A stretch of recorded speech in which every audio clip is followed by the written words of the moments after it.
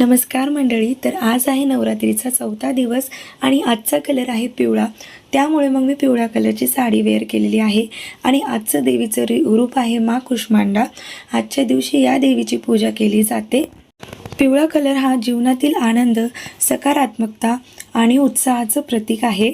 हा रंग सूर्यासारखा तेजस्वी आणि चैतन्यमय असतो, त्यामुळे ऊर्जा आणि प्रकाशाचं प्रतिनिधित्व करतो.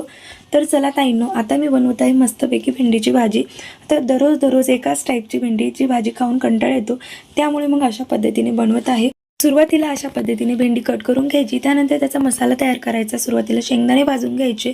मिक्सरच्या भांड्यामध्ये भाजलेले शेंगदाणे, 2-4 मिरच्या, लसणाच्या पाकळ्या, थोडीशी कोथिंबीर, थोडीशी जिरे, चवीनुसार मीठ, लाल तिखट टाकून मसाला बनवल्याच्या नंतर सर्व भेंडीमध्ये भरून घ्यायचा. थोडंसं कढईमध्ये तेल टाकायचं, त्यामध्ये सर्व भेंडी टाकायची, वरतून प्लेट ठेवायची, प्लेटमध्ये पाणी टाकायचं, छान अशी भेंडी शिजू द्यायची.